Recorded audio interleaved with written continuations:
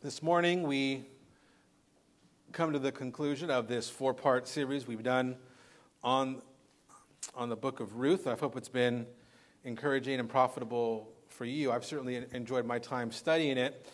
But as we come to this last chapter, this chapter is packed with quite a bit of detail and information, so much so that this morning we're just going to dive in right off the bat and hopefully cover all the material here and see how the conclusion of this story can be a great encouragement to all of our lives. So once again, we're going to cover this story in 3 points, beginning with point number 1, an unnamed relative. Point number 1, an unnamed relative. Well, chapter 4, once again, brings this short story to a conclusion. And as we read, the conclusion of the story is broken up into 2 pieces. Chapter 4 is divided very simply and plainly first with the continuation of the narrative. The following day after Ruth has visited Boaz at the threshing floor, this first part of the story concerns Boaz taking up the cause of Ruth and Naomi at the city gate. And then the end of chapter 4 has what's somewhat of an epilogue that describes in more detail what happens with Naomi. And so the first thing that we do really want to focus on is Boaz at the city gate. There's a lot of things happening here, some weird customs, some interactions that we might not be familiar with. In particular, this whole business of him being at the city gate to begin with. But very simply, the city gate is where public and legal business was carried out. This was a place where the people would gather, normal citizens as well as the elders for any particular town, where matters of dispute, property, things like that would be settled. And so the next day, after meeting Ruth at the threshing floor, Boaz goes out to this gate, and he seeks out the Redeemer whom he spoke of in the previous chapter, that Redeemer who was a closer relative to Ruth and Naomi than himself. And he comes, finds that Redeemer, and he lays out the situation before him. He gives him details and gets the other Redeemer, this other man, up to date.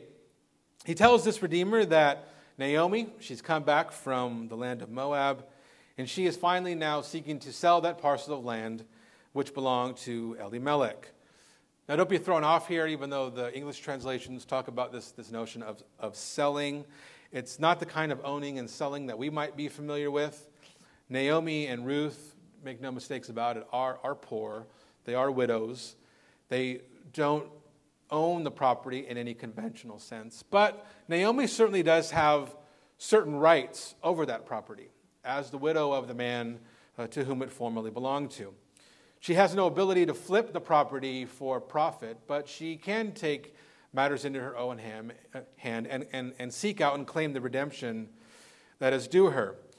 She has laws that concern her protection, and as we talked about before, and laws which govern what type of man can take up the ownership of this land, and then by marrying one of the widows, conceive a son in whose name the land will transfer its ownership into. So Naomi does have rights, and Boaz is taking up the rights of both Naomi and Ruth by seeking out this other Redeemer. So he goes to him and he tells him, hey, this is the situation. And he encourages this other man who doesn't have a name, who happens to be a closer relative. He encourages him to take up the matter, to buy this property, to redeem Naomi. And we're not told much about who this person is. All we know are a few things. He is certainly a closer relative to Elimelech than Boaz, that's certain. There's no name or details, but we can assume at the very least that he is a lawful and a dutiful man. I mean, he is a member of the community who was there at the city gate, who was willing to discuss these legal matters with Boaz. And his simple initial reply that he will redeem it does at least tell us that this man is willing to adhere to what the law requires of him, that he hears this out, and only hearing that first part of the information that Naomi is selling this land, he's willing to take it upon himself to take over. But of course, this negotiation hits a bit of a snag, right? Naomi isn't the only widow in the picture, and she isn't the only one involved in this transaction. After getting the man to commit, Boaz does a little bit of a bait and switch. He says, oh, by the way, there's this other information you need to know. There's this other woman you need to know about, Ruth, the Moabite, the widow of the dead. That in purchasing this land, you're also going to be joining yourself to this woman, once again from the land of Moab, in order to perpetuate the name of Elimelech. Well, when the unnamed Redeemer hears this, he backs out of the deal. Right? He is not willing at all, he says, to follow through with it. And the language he uses is very interesting. He cites the fact that he doesn't want to impair his own inheritance. He's not willing to take the rights to redemption for himself. He allows Boaz to handle that. Again, citing that he can't he can't redeem it for himself, clearing that path. Now, why does he back out, though? And this is one of the trickier things to interpret in this passage. It's one of the issues, one of the matters that requires some attention and detail. What exactly does he fear happening? What does he mean by this action impairing his own inheritance? And why doesn't Boaz fear the same thing as this unnamed Redeemer? You know, most commentators that you read on this, most works that you find on this, the story goes something like this, according to them. They say that, well, if he buys the land with his own money, one day that land is going to pass into ownership to the hands of whatever son he conceives with Ruth. And the restoration of the house of Elimelech, for some reason to this man, is distasteful, or it's not a desirable outcome for this Redeemer. But that interpretation, just that general notion that he doesn't want a son of his to inherit this land, that presents a few problems. Namely, that is the whole point of redemption. I mean, that is what you would desire to have happen. And nowhere is there any indication from any of these episodes that the man who has his property passed to his son would feel slighted by property going to his son. Things following the natural course of what the law requires wouldn't be an offense to him. So why? Why does he back out? Why does he say that marrying Ruth will impair his own inheritance? Well, there is one complicating detail here, and we have to assume that is the motivating factor for him, because there is a detail that has been hanging as a shadow over this entire story that's been brought up again and again in every single episode. When Boaz pulls the bait and switch, when he gives him the rest of the story, he's very clear to name Ruth as Ruth the Moabite. And it must be that Moabite nationality that forms the grounds for this kinsman's refusal. Because plain and simple, as we've said from the opening sermon, that welcoming in a Moabite woman was unlawful.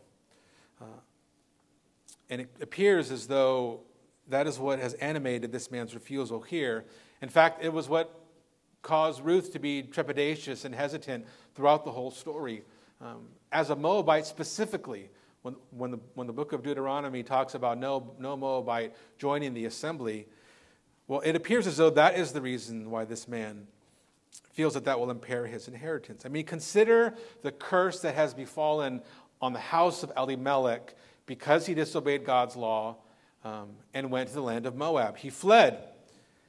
And not only did he flee from the house of bread, Bethlehem, he fled to Moab to find bread, and while there, he took, or his sons took foreign wives. Well, those actions seems to have brought death to Elimelech, to Kilion, and to Mahlon. Curse is lingering over this family, even in ways which we might not have highlighted in the past. I mean, think about it. They were there for 10 years, or the sons of Elimelech were there, wed to their wives for 10 years. And for all 10 years, their wives bore them no sons, no children at all. In that time, Ruth herself was barren. The line of Elimelech appears to be, by all intents and purposes, under the curse of the law that was reserved for those Israelites, unfaithful Israelites who took foreign wives. And it appears, at least on the surface, that this is the consequence for fleeing and joining those people. And this man denies it because he might fear that he would suffer the same fate. He's willing to do his duty right at first until he hears Ruth named as the Moabite. And then therefore he shies away from any risk associated with taking on this family. And the Bible also here never criticizes his decision. Even though he is backing out of what he should do as the nearest redeemer, he's not brought under condemnation. There's little to no comment regarding his character or his intent. He seems to be dutiful, and by all accounts, a lawful man. He's following the letter of the law to the T. As one commentator writes, he thinks that he ought not to take into his house this woman, marriage with whom has already been visited with the extinguishment of a family in Israel. To him, the law against intermarriage with Moabites does not appear to be suspended in favor of Ruth. He is unwilling to endanger his own family and inheritance, and as Ruth is a Moabite, he holds it possible to decline what in any other case he would have or would be deemed an imperative duty. This unnamed Redeemer has an opinion of the law much like Inspector Javert from Les Miserables. He takes the letter of the law seriously and doesn't waver in his commitment to it at all. He follows the strictest of interpretations and is, in that sense, blind to what God is doing through his providence in this unique situation. This nearer Redeemer, who shall go unnamed, both in this story and throughout the rest of the history of God's people, he denies his duty and he is not condemned for that.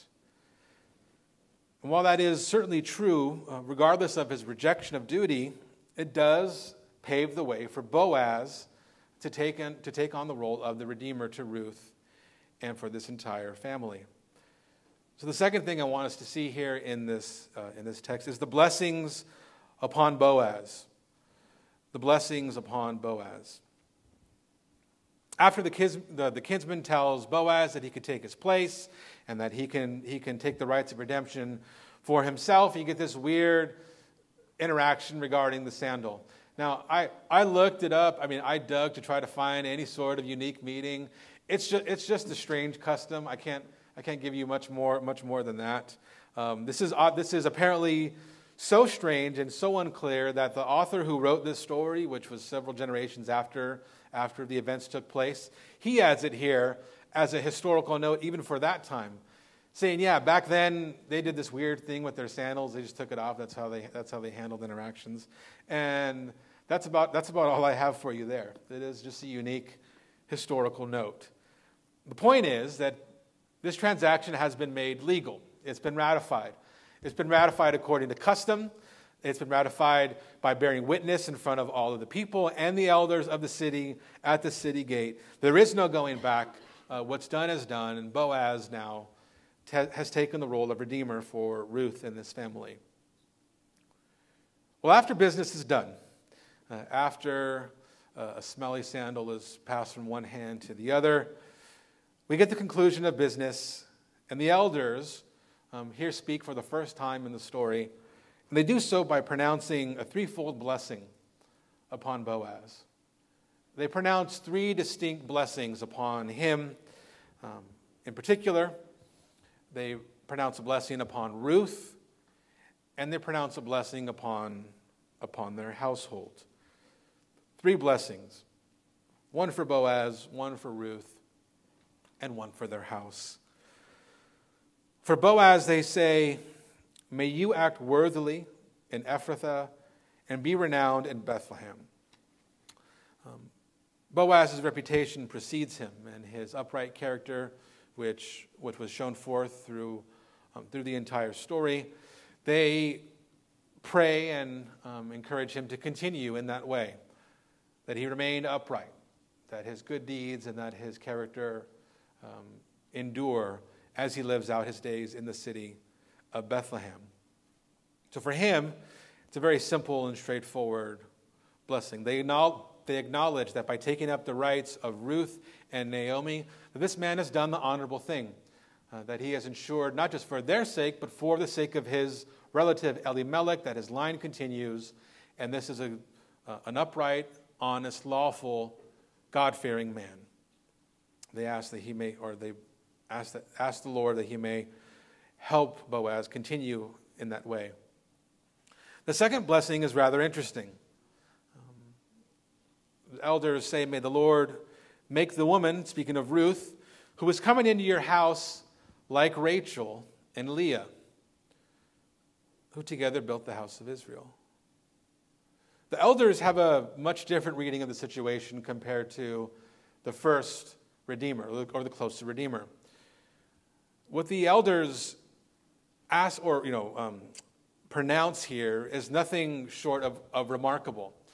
They say that may this foreign woman, this Moabite woman who is coming into your house, may she be as Rachel and Leah, the very mothers of the 12 sons of Israel, on whom our entire nation has been built. The elders hope in faith where the Redeemer could not. They welcome in this foreigner, this woman, who has joined herself to the people of Israel, and they have pronounced that she be as a true Israelite, as a true member of the household of God. They recognize the hand of God in this situation.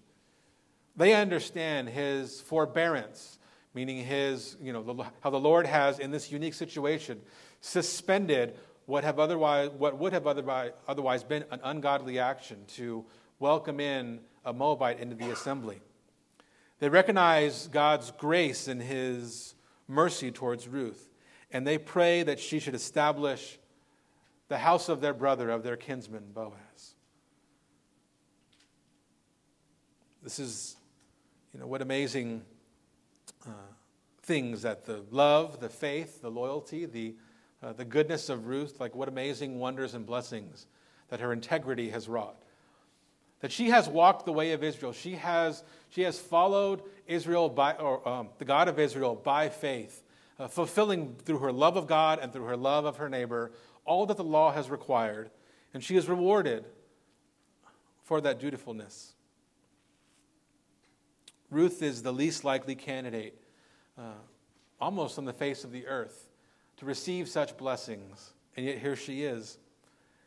If you ever want to find a rags to riches or someone rising from obscurity, this is that story, to be a woman widowed from a foreign land to now become a wife in the household of God. It's a marvelous end to her story. But the blessings here don't just end for Boaz or for Ruth. The blessings are also pronounced upon their house. And the blessing takes a very strange form. The elders speak this way. They say, may your house be like the house of Perez, whom Tamar bore to Judah, because of the offspring that the Lord will give you by this young woman.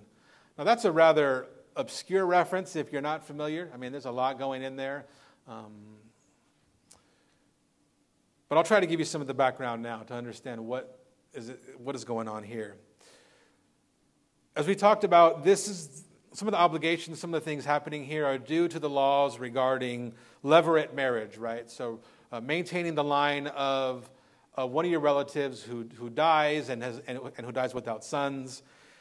And so when the elders pronounce this blessing, they're referencing one of the other major stories of levirate marriage found in the Old Testament. Because there really are two stories that people turn to when they discuss this topic. One is Ruth, and the other concerns this woman Tamar and Judah. And so if you look back at the book of Genesis, in particular Genesis chapter 38, we have this story regarding Judah, who was the head of this entire tribe, the father of this entire tribe, Judah, and this woman named Tamar. Now, while Ruth's story is like lovely and it's filled with goodness, the story of Judah and Tamar is, by comparison, I don't know, scandalous is what you can say. It's a little sketch. Tamar, in that story, she's the wife of Judah's eldest son, Okay, Great name there too. So when dies, Tamar is left as a widow. And the duty to redeem Tamar is given to Judah's second son, a man named Onan. Now Onan, though, even though he weds Tamar, he refuses to give his seed to her. And you can go read those details for yourself.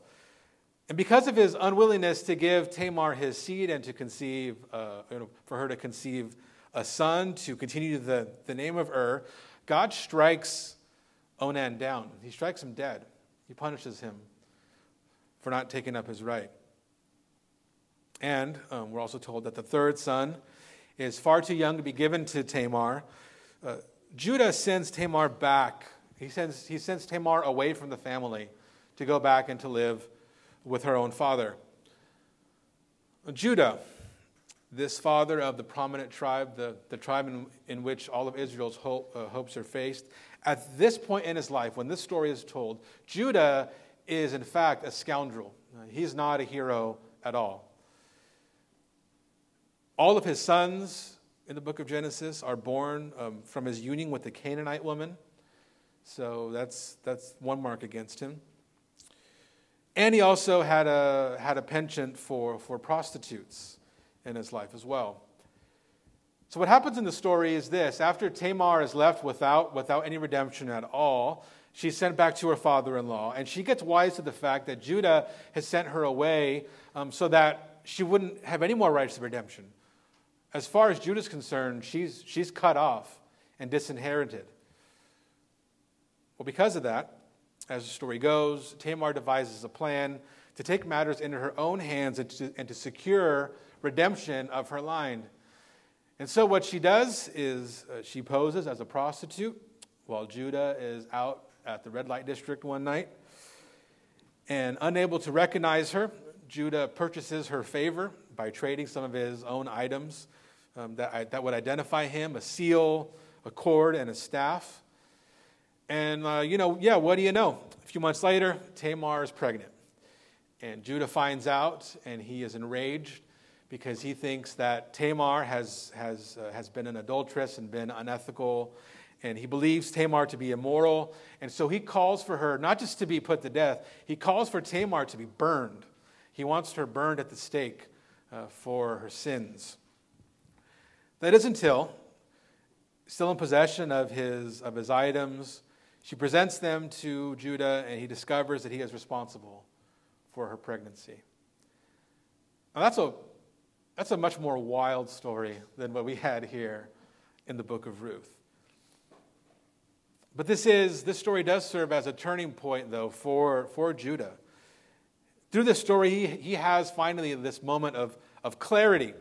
And similar to his descendant David, right? So when David is told, you are the man, same thing happens here for Judah.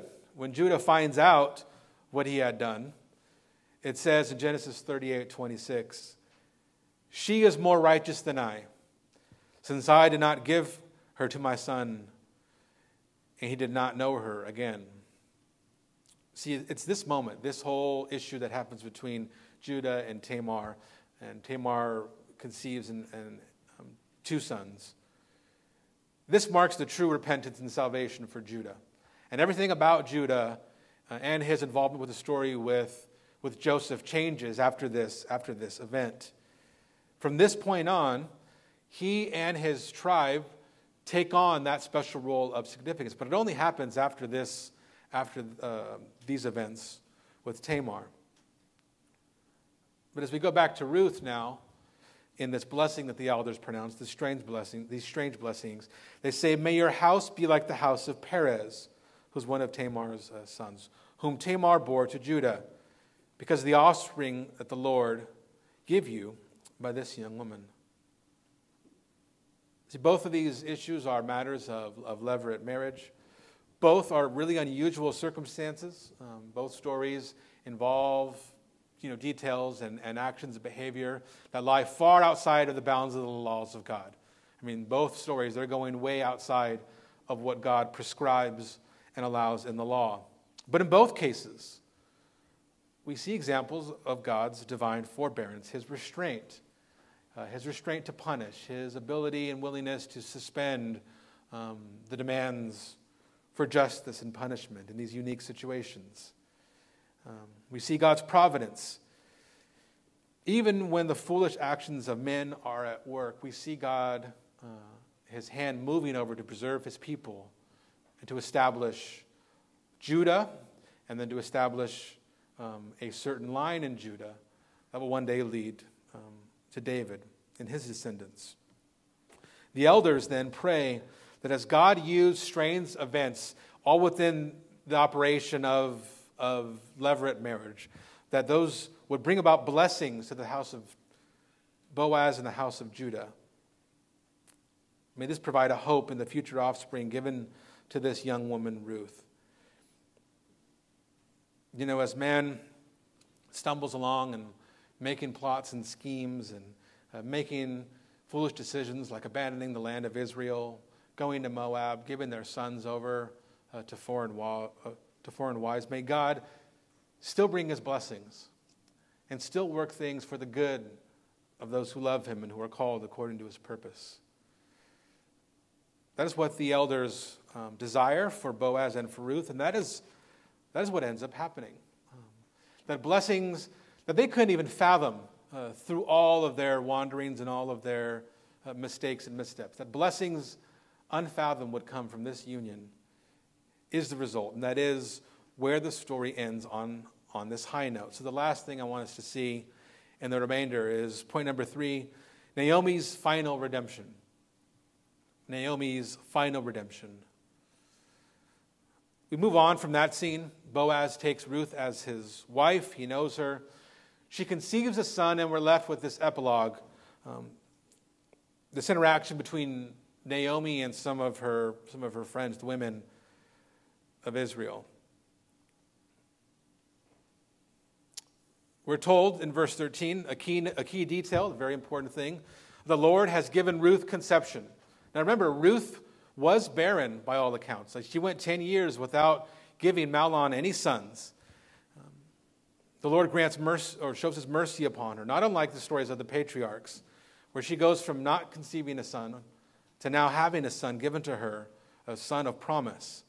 And the women then turn to Naomi, and they tell her, "Blessed be the Lord, who has not left you this day without a redeemer." Now, the redeemer they have in mind here is quite different from the rest of the story. The redeemer they speak of now in their interactions with Naomi is not Boaz, but this child. They're speaking of this child as one who hasn't just, preserved her line, but he has redeemed her soul. He has restored her soul. He has not merely performed his legal responsibility to her, but he's brought about life and nourishment for Naomi in her old age. And though she is old, and she's been through the hardest of times, they assure her and remind her, the Lord has not left you, even to this day. He accomplished the good purposes that he had in mind for you. And his providence, his will, was guiding everything that happened to you, especially in the giving to you of this daughter-in-law, Ruth, who is better to you than 7 sons.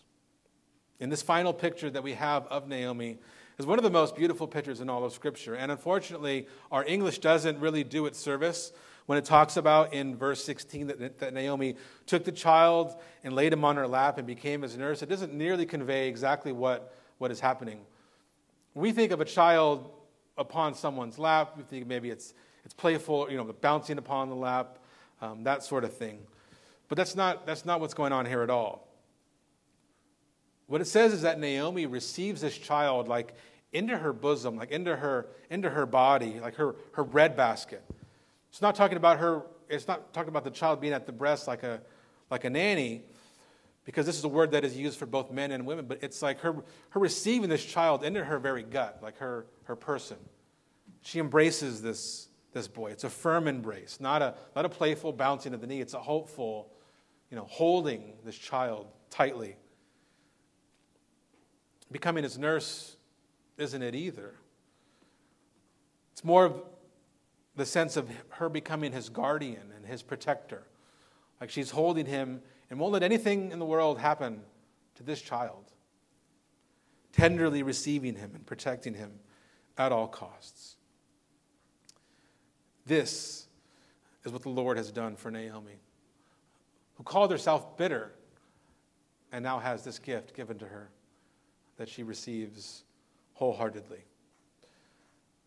And as this story comes to a close, we're given one last detail that transforms the reader's entire understanding, that makes you go back and reread it. It's something that I love. You know, if you ever see a good movie with a good twist that makes you go back and watch the whole thing again, or I'm probably guilty of it sometimes in preaching, where you don't know where I'm headed until the end, and then bang, it gets you, and that's what I was talking about the whole time. That's what happens here. It tells us here that the son's name is Obed, who would become the father of Jesse and the grandfather to David the king. And a genealogy is given to recount the history and to cement the history of that lineage. But the whole time, this story, this small story, this simple story of these two destitute women and this Redeemer, that this was an origin story for the kings of Israel. That even in the midst of the time of Judges, when everything was going wrong and everyone was doing what is right in their own eyes, that quietly there was God working in the background, even as far and distant as the land of Moab, in preparing the way for Israel's salvation and the redemption of these two women. And all of this is accomplished because God is merciful, because of his forbearance. He doesn't enforce in this story the strictest demands of the law. Were that to be the case, then things would end with that first Redeemer who denies his opportunity to redeem, who will not bring himself to join a Moabite woman into his household.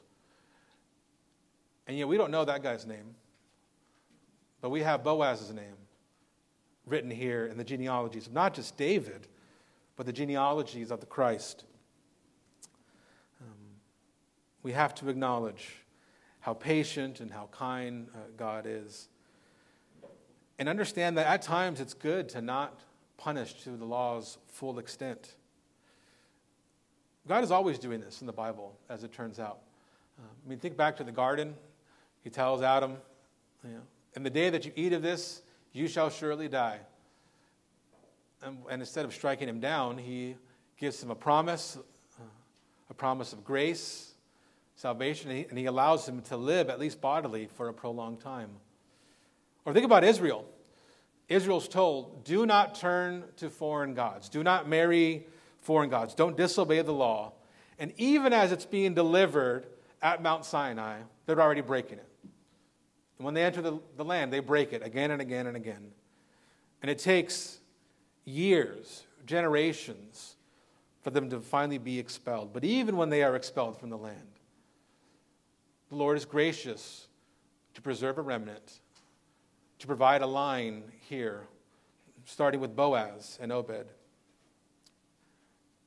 that will lead to the Christ. And we should rejoice, therefore, as God's people, that Ruth's name is included along with Boaz, because it demonstrates God's providence is at work, even in strange circumstances and in strange ways, and even in ways that might seem like they're running contrary to God's law. God's providence is central to the story. He always exalts the weak to shame the wise, and gets most glory when he achieves something that no one looked for, that no one anticipated, and from people, people like us who have no business being caught up in such a grand and glorious story and narrative. May this story be one which incites great hope that no matter what our background is, no matter what situation and part of life that we come from, that we have a place with our name. While Ruth and Boaz, while their names are written in this genealogy, we have our names written in the Lamb's Book of Life. Their great descendant, our Lord Jesus Christ, who died to be our Redeemer, and to be a Redeemer, not just purely one who's legal or fulfills some obligations like those under the terms of levirate marriage, but a true Redeemer who refreshes our soul, who revives our lives, and who we can place all of our hope and all of our trust in.